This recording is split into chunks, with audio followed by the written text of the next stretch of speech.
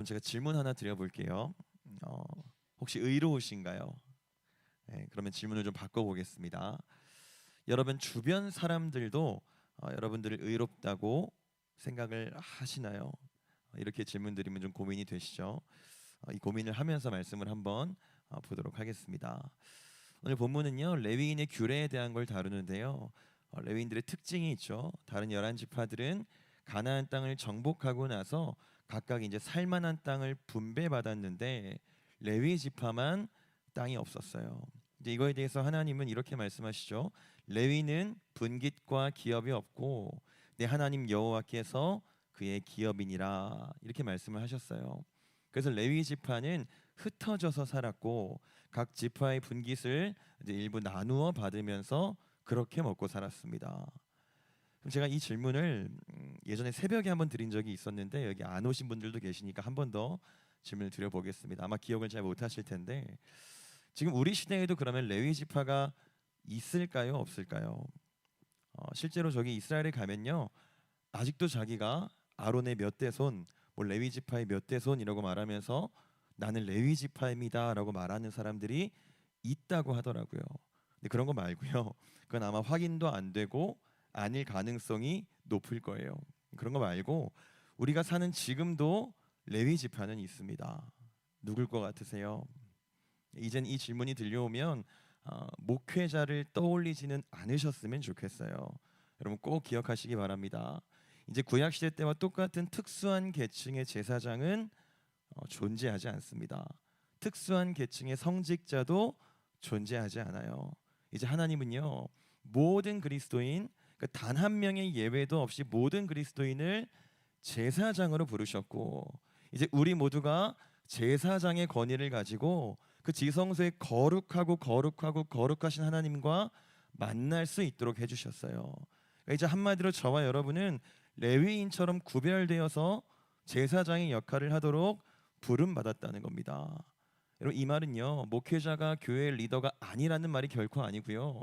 여러분들도 스스로 제사장의 역할을 감당해야 된다는 뜻인 거예요. 그리고 오늘 본문이 이렇게 시작합니다. 14절 같이 보겠습니다. 시작. 너는 이같이 이스라엘 자손 중에서 레위인을 구별하라. 그리하면 그들이 내게 속할 것이라. 아멘. 지금 누굴 구별하라고요? 레위 지파를 구별하래요. 그러니까 이 명령은 우리와 아주 전혀 상관없는 옛날 구약의 그 레위 지파에게 내려진 명령이 아니고요. 또 목회자한테만 내려진 명령도 아니고 특별히 우리 모든 사람들한테 내려지는 명령이라는 겁니다. 뭐라고 명령하셨다고요? 구별하라. 근데 이 구별의 문제가요, 여러분 아시겠지만 쉽지 않죠. 우리가 교회 안에서 이제 열심을 내는 것들이 몇 가지 있는데 뭐 여러 가지 성례를 지키고 주일 성수하고 11조하고 뭐 혹은 뭐 능력과 은사를 받는 것들 이런 것들에 열심을 많이 내는데 사실 이런 것들만으로 구별되는 건 아니에요. 이런 것들을 열심히 하고 나서 여러분 아시겠지만 열심히 예배하고 열심히 찬양하고 나와서 주차장에서 주차 때문에 다투는 성도들 이야기 많이 들어보셨죠? 뜨겁게 기도하고 아멘하고 높아진 종교심을 가지고 또 다른 사람들을 판단하고 정죄하기도 하잖아요. 우리가 아무리 열심히 기도해도요, 아무리 열심히 예배하고 헌금해도 사실 사람들은 그렇게 별로 관심이 없습니다. 그냥 종교인들이구나 라고만 생각을 해요. 그리고 이런 모습은요 굳이 교회가 아니어도 사실은 굉장히 쉽게 볼 수 있는 모습이에요. 이 비슷한 장면은 절에 가도 볼 수 있고요, 이슬람에도 있고요, 심지어 우리가 이단이라고 부르는 그들한테도 똑같이 보이는 모습이에요. 어쩌면 우리보다 훨씬 더 탁월할 수도 있습니다. 여러분 이단에 빠진 사람들이 집 팔고 차 팔아서 헌금 내는 이야기 우리가 다 많이 들어봤잖아요. 그러니까 우리는 알아야 되는 거예요. 이런 것들만으로는 도무지 구별되지 않는다는 겁니다. 근데 자꾸 우리가 이런 모습만 보이니까 이제 어떤 사람들은 종교는 다 똑같은 거라고 이렇게 말도 안 되는 말을 하는 사람들도 있죠. 또 어떤 사람들은 이럴 바에는 그냥 모든 종교를 합쳐버리자, 통합시켜버리자 그렇게 말하기도 해요. 그 우리가 그런 사람들한테 그런 말도 안 되는 말을 하는 사람들한테 할 말이 있어야 되잖아요. 여러분 오해하시면 안 됩니다. 저는 지금 결코 이제 예배하는 모든 행위를 비하하는 게 아니에요. 하나님이 명령하신 구별되라 이 말은요, 이런 것들만으로는 부족하다는 겁니다. 우리 본문 앞에 있는 7절 말씀 같이 한번 보겠습니다. 시작. 너는 이같이 하여 그들을 정결하게 하되 곧 속죄의 물을 그들에게 뿌리고 그들에게 그들의 전신을 삭도로 밀게 하고 그 의복을 빨게 하여 몸을 정결하게 하고. 아멘. 이 내용은 레위인을 요제로 드리는 규례인데요. 이 요제라는 건 제사 드리는 방법 중에 하나예요. 그 방법이 이렇습니다. 속죄의 물을 뿌리고 전신을 삭도로 밀고 또 옷을 이제 빨라고 해요. 이것저것 복잡해 보이는데요. 본질은 간단합니다. 죄의 모든 습성을 다 차단하라는 거예요. 네가 이제 레위인이어도 부름 받은 사람이어도 선택받은 사람이어도 온몸이 다 부정하기 때문에 이제 먼저 속죄의 물을 뿌려야 돼요. 또 내 모든 몸에 모든 것에 부정함이 가득가득 묻어있기 때문에 전신을 면도하는 겁니다. 그리고 마지막으로 옷까지 깨끗하게 빨아야 된다라고 말하는 게 그 요제의 규례였던 거예요. 그 성경은 이 행위를 바로 구별이라고 말해줍니다. 그러니까 한마디로 죄로부터 분리되라, 죄로부터 격리되라 이 말인 거예요. 죄에 속하지 말라는 겁니다. 근데 여러분, 죄가 어디에 있나요? 누가복음을 보면요, 먼저 우리 안에 우리 속에 악독이 가득하대요. 그리고 또 죄가 어디 있죠? 창세기 6장 5절 같이 한번 보겠습니다. 시작. 여호와께서 사람의 죄악이 세상에 가득함과 그의 마음으로 생각하는 모든 계획이 항상 악할 뿐임을 보시고. 아멘. 지금 하나님 뭐라 하시죠? 죄가 어디에 있냐면 세상에 가득하대요. 그러니까 먼저는 우리 속에도 가득하고 그리고 또 온 세상에도 가득하대요. 이 말은 뭘까요? 안팎으로 온통 죄악 투성이라는 거겠죠. 바로 거기서 우리한테 구별되라라고 명령하시는 겁니다. 여러분, 우리 아래 세대를 보면요, 이제 동성애 문제라던가 아니면 뭐 성전환 문제 같은 것들이요, 생각보다 굉장히 심각합니다. 그래서 이제 많은 교회가 동성애를 반대하기 위해서 뭐 시위를 하기도 하고 또 나름의 방법을 써서 여러 가지 의견을 피력은 하고 있는데, 여러분들 어떤 것 같아서 그 방법들이 효과를 발휘하는 것 같나요? 아니면 별다른 효과가 없는 것 같나요?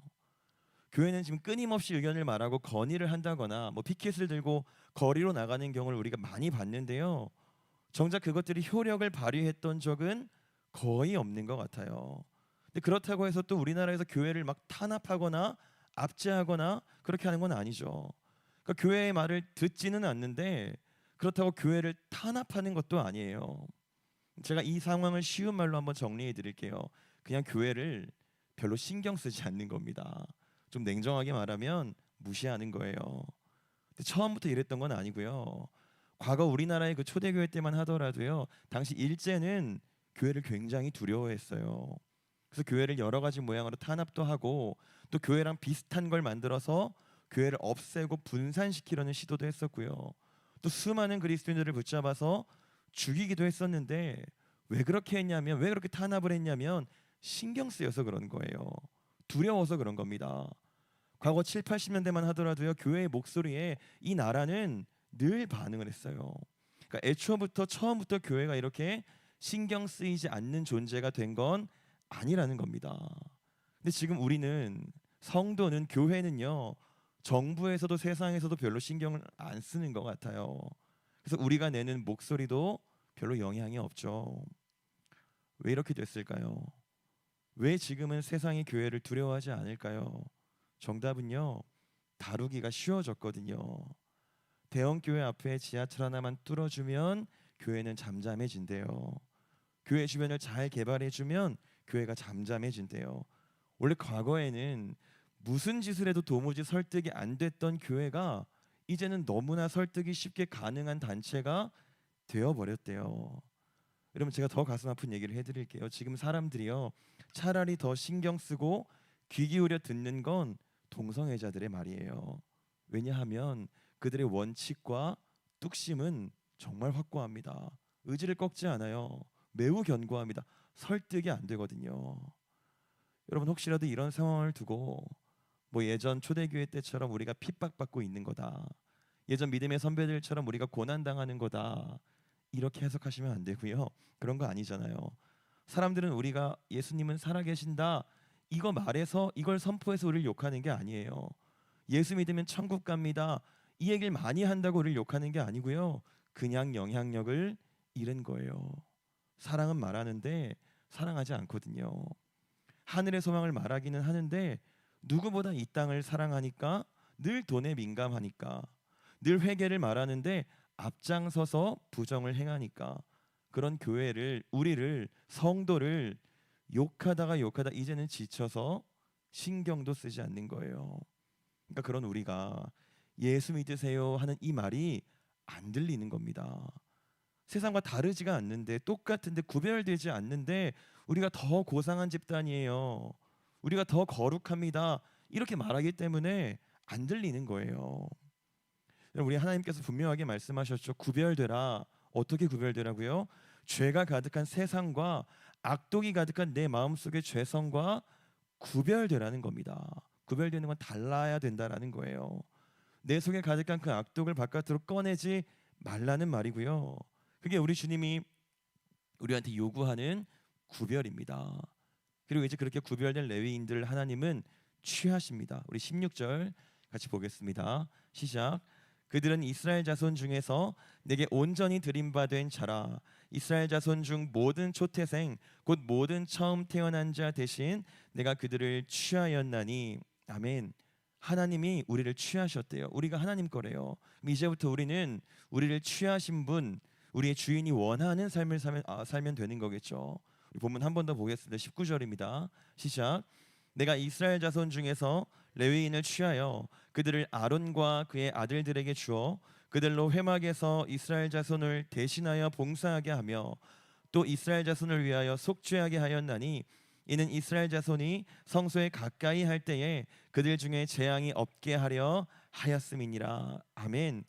이제 그러니까 구별돼서 하나님이 취하신 레위인은 한마디로 우리는 다른 사람처럼 살 수 없다는 거예요. 다른 사람들이랑 똑같이 살면 안 된다는 겁니다. 다른 사람들은 어떻게 살죠? 좋은 거 먹고 좋은 데 놀러 가고 좋은 데 사는 걸 목표로 살고 있는데 이제 우리는 그렇게 살면 안 된다는 거예요. 그렇기 때문에 다른 사람들은 각자의 분깃도 있고요. 기업도 있고요. 땅도 있는데 레위인은 아무것도 가진 게 없어요. 빈손입니다. 레위인인 우리는 아무것도 가질 수가 없어요. 여러분 집도 하나님 거고요. 여러분 자녀도 하나님 거예요. 레위인은 아무것도 못 갖습니다. 근데 못 가져서 슬플까요? 아니에요. 우리는 하나님을 기업으로 얻었잖아요. 그럼 집도 땅도 자녀도 하나님 거면 하나님이 우리의 기업이시니까 결국에 다 우리 건 거죠. 이해되시죠? 그러니까 우리는 사실 빈손이 아니고요. 넘치도록 다 가진 사람들인 거예요. 그러니까 다 가졌기 때문에 이미 얻었기 때문에 뭔가를 더 손에 넣기 위해 살지 않아도 되고요. 좋은 거 먹고 입고 살고 이런 거에 몰두할 필요가 없고요. 이젠 전혀 다른 거. 이제 이런 걸 하면서 살면 되는 겁니다. 우리 19절 같이 보겠습니다. 시작. 내가 이스라엘 자손 중에서 레위인을 취하여 그들을 아론과 그의 아들들에게 주어 그들로 회막에서 이스라엘 자손을 대신하여 봉사하게 하며 또 이스라엘 자손을 위하여 속죄하게 하였나니 이는 이스라엘 자손이 성소에 가까이 할 때에 그들 중에 재앙이 없게 하려 하였음이니라. 아멘. 보세요. 구별된 사람들, 하나님을 기업으로 얻은 사람들이 할 일은 뭐라고 나오죠? 이스라엘을 위해서 회막에서 봉사하라고 하네요. 그럼 이제 비행기 타고 날아가서 이스라엘로 가서 그 사람들 위해서 우리가 봉사하면 될까요? 아니고요. 하루 종일 교회에서 집에도 가지 말고 봉사하면 될까요? 그 말도 아니에요. 이스라엘을 대신해서 회막에서 봉사하라 했죠. 이스라엘이 누굴까요? 우리잖아요. 지금 여러분 생각에 왜 저 사람이 갑자기 내 국적을 대한민국에서 이스라엘로 바꾸는 거냐고 생각하지 마시고요. 우리 주님이 이렇게 말씀하셨어요. 아브라함의 자손으로서 이스라엘은 혈통적 이스라엘이 아니라 하나님의 백성된 자들이 이스라엘이다라고 하셨죠. 그럼 이스라엘을 위해서 회막에서 봉사하라 이 말은요. 하나님의 백성을 위해서 봉사하라는 거예요. 여러분 그러면 하나님의 백성이 어디에 있나요? 어디에 있는지 아세요? 교회 안에 있죠. 근데 교회 안에도 있지만 교회 밖에도 있어요. 누가 하나님의 부르심을 받은 사람인지 저도 모르고 여러분도 몰라요. 누가 하나님의 참 백성인지 모르시죠. 그럼 어떻게 해야 될까요? 선택은 하나예요. 모든 사람을 위해서 우리는 회막에서 봉사하는 거예요. 모든 사람을 위해서 우린 제사장 역할을 하는 겁니다. 제사장이 뭐 하는 사람이죠? 하나님과 사람의 연결고리 역할을 하는 사람이잖아요. 그러니까 우린 모든 사람들의 손을 잡고 그들을 이끌고 여호와 하나님을, 주 예수 그리스도를 소개해야 되는 거예요. 때가 정해져 있는 것도 아니고 대상이 정해져 있는 것도 아니고 우리의 평생에 모든 순간에 복음을 여러분 입에 담으시고 행동에 담으시고 삶에 담아야 된다는 겁니다. 복음 증거자로 살아야 된다는 거예요. 이게 레위인들, 하나님께 구별되어져서 드려진 사람들, 세상에는 기업이 없고 하나님만 기업으로 받은 사람들이 살아가는 목적이라는 겁니다. 근데 우리가 하나님께 다 드렸는데 이 드려질 때의 방법이 좀 특별해요. 그냥 드려진 게 아니고요. 15절을 보시면 이제 요제로 드리라고 했죠. 요제라는 건 제물을 제사장에 이렇게 흔들어서 드린다는 뜻인데, 이 제사 방법의 특징은 일단 여호와께 제사와 제물을 다 드리고 나면요, 그게 끝이 아니고요. 그 후에 제물의 일부를 어디로 가져가냐면 제사장한테 가져가요. 그러니까 먼저 하나님께 드리고 그 다음에 제사장에게 다시 그 제물의 일부를 준다는 겁니다. 제가 아까 제사장이 누구라 그랬죠? 우리라 그랬잖아요. 그럼 놀랍지 않으세요? 하나님은요, 우리를 취하시는 것으로 끝내지 않으시고요, 다시 채워주십니다. 취하시고 다시 채워주신다는 거예요. 레위인은, 우리는 하나님이 주시는 최고의 선물, 최고의 것들을 취할 거예요. 그러니까 우린 자꾸만 마치 아무것도 가진 게 없는 사람들처럼 자꾸 취하려는 목적으로 살 이유가 더 이상은 없습니다. 우린 구별됐잖아요. 구별된 자들은 회막에서 이스라엘 위에 봉사하는 거예요. 제사장이 되시길 바랍니다. 그러므로 돈을 버는 것도, 먹는 것도, 입는 것도, 사는 것도, 그 모든 것들의 목적이 오직 복음 전도가 되시길 바래요. 놀라운 건요, 그때 우리가 그렇게 살아간다고 할지라도 결코 텅 비지 않을 거예요. 우리로 말미암아 이스라엘이 풍성해지고 하나님 나라가 풍성해지고 그 하나님 나라에 속한 우리도 놀랍게 풍성해짐을 저와 여러분이 믿으시기 바랍니다. 아멘. 우리 이 시간에는